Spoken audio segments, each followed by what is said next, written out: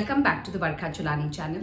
Trust all of you are safe and well, masking up and minimizing going out unless absolutely necessary. Just doing a small recap.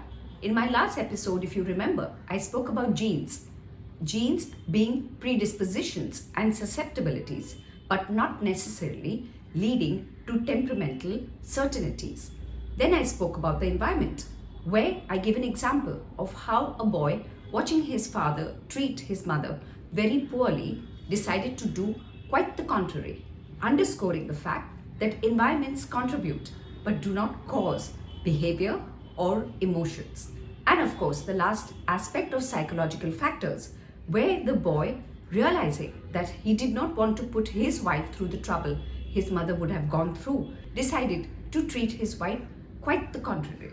There was someone who wrote in and mentioned, how come, Varka, you're talking about environment not leading to behavior?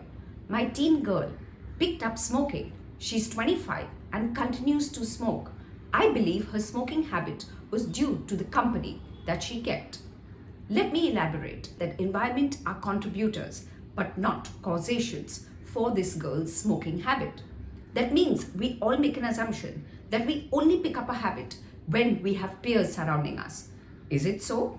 There may be a man who thinks he doesn't look good enough, hip enough, cool enough until he doesn't have a cigarette dangling from his lip. There is a girl, for example, who thinks that with the slims on her fingertips, she looks more suave, svelte and sexy. There is no environment of friends who are egging them on to pick up a cigarette.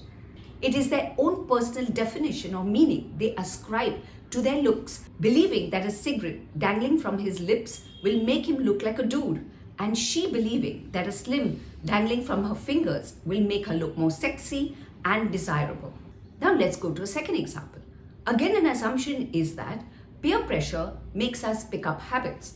There are many of us, me for example, who hang out with a lot of my friends and family, some of them who unfortunately smoke up, excessively drink.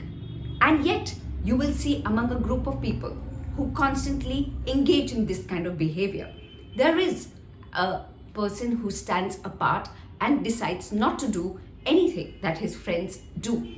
Not that I'm moralizing, but just explaining that even in a group of peers, there are some people who will not necessarily take up the habits of the rest of the group.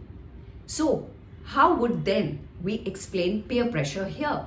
Can we not see that in spite of the same environment, people behave differently? But let's assume this mother is right, and maybe her teen daughter did pick up the smoking habit because of the company that she kept. Possible. That was when she was a teenager. Today, this girl, as the mother writes, is 25 years old. Who forces her to continue to smoke?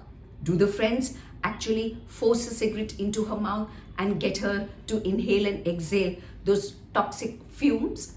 Is there just the peers that are compelling her to unfortunately continue the habit? No, there is no friend forcing her to put the cigarette into her mouth. Nobody compels her to continue with her habit. She takes up the cigarette as and when she chooses it. This is learned behavior, and to me, these are psychological factors. More of the psychological factors which continue to allow this girl to smoke in my next episode. Stay well, stay safe, stay healthy. Till next week, it's goodbye. Please feel free to write to me at varka@varkachulani.com. Stay safe.